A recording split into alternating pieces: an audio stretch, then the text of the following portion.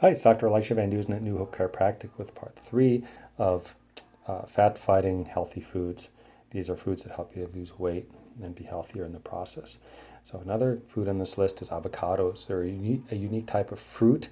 Whereas most fruit is high in carbs, avocados are actually loaded with healthy fats. And they're especially high in monounsaturated oleic acid, the same type of fat found in olive oil. So it's very, very healthy. Despite being mostly fat, they also contain a lot of water, so they aren't as energy dense as you may think.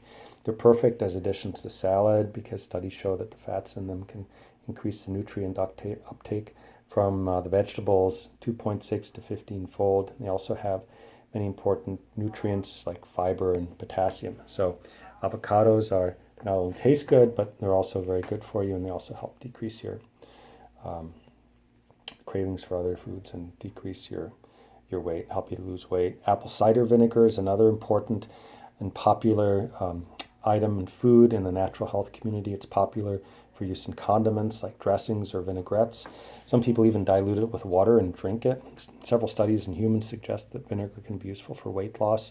Taking it at the same time as high carb meals can increase feelings of fullness and make people eat 200 to 275 fewer calories for the rest of the day. And a study in obese people showed that 15 to 30 milliliters of vinegar per day for 12 weeks caused weight loss of 2.6 to 3.7 pounds um, over this period.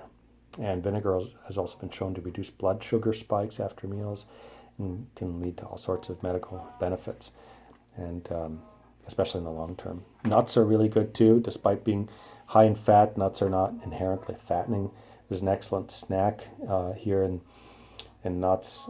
It contain balanced amounts of protein, fiber, and healthy fats. And studies have shown that eating nuts can improve your metabolic health and even cause weight loss. Population studies have also shown that people who eat nuts tend to be healthier overall, leaner, and better off than people who don't eat any nuts at all. Just make sure not to go overboard because as they're still pretty high in calories, and if you tend to binge eat and eat massive amounts of nuts, then it might be best to avoid them or just really strongly curb their consumption. Also, some whole grains can be good, despite grains having gotten a bad rap recently. There's some types that are definitely healthy. This includes things like whole grains that are loaded with fiber and contain a decent amount of protein too, like oats, for example, brown rice, and quinoa. They're loaded with beta glucans, which are soluble fibers that have been shown to increase satiety and improve metabolic health. Rice, both brown and white, can also contain lots of resistant starch, especially if cooked and then allowed to cool afterwards. So keep in mind that refined grains are a disaster, though, and sometimes foods that have whole grains on the label are highly processed junk foods that are both harmful and fattening. So if you're on a very low carb diet, then you'll want to avoid grains because they're high in carbs. But there's nothing wrong with eating some of the healthier grains if you can tolerate them and are not on a low carb diet. Chili peppers are also very good. Eating chili peppers may be useful on a weight loss diet, and they have a substance called capsaicin, which has been shown to help reduce appetite and increase fat burning in some studies. And capsaicin is even sold in a supplement form and is a common ingredient in many commercial weight loss supplements. One study showed that eating 1 gram of red chili pepper reduced appetite and increased fat burning in people who didn't eat them on a regular basis. However, there was no effect in people who were accustomed to eating spicy food, indicating that some sort of tolerance can build up. So that's interesting to note. Fruit is also very good. Most health experts agree that fruit is healthy. Numerous population studies have shown that people who eat the most fruit and vegetables tend to be healthier than people who don't. Of course, correlation does not equal causation, so studies don't really prove anything, but fruit does have properties that make it a weight loss friendly food. Even though fruits contain sugar, they have a low energy density and take a while to chew, plus the fiber helps prevent the sugar from being released too quickly into the bloodstream. The only people who may want to avoid or minimize fruits are those who are on a very low carb ketogenic diet or have some sort of intolerance to fructose. But for all others, fruits can be an effective and delicious addition to a weight loss diet. Grapefruit is also good. It's one fruit that deserves to be highlighted, especially because its effects on weight control have been studied directly. And in a study of 91 obese people eating half a fresh grapefruit before meals caused weight loss of 3.5 pounds over a period of 12 weeks. And the grapefruit group has also had reductions in insulin resistance, which is a metabolic abnormality that's implicated in various chronic diseases. So eating half a grapefruit about a half hour before some of your daily meals can really help you feel more filled up and help you eat a lower total number of calories for that meal. Chia seeds are among the most nutritious foods on the planet, so it's another food you should look for. They contain 12 grams of carbs per ounce, which is pretty high, but 11 of those grams are fiber, and this makes chia seeds a low-carb friendly food and one of the best sources of fiber in the whole world.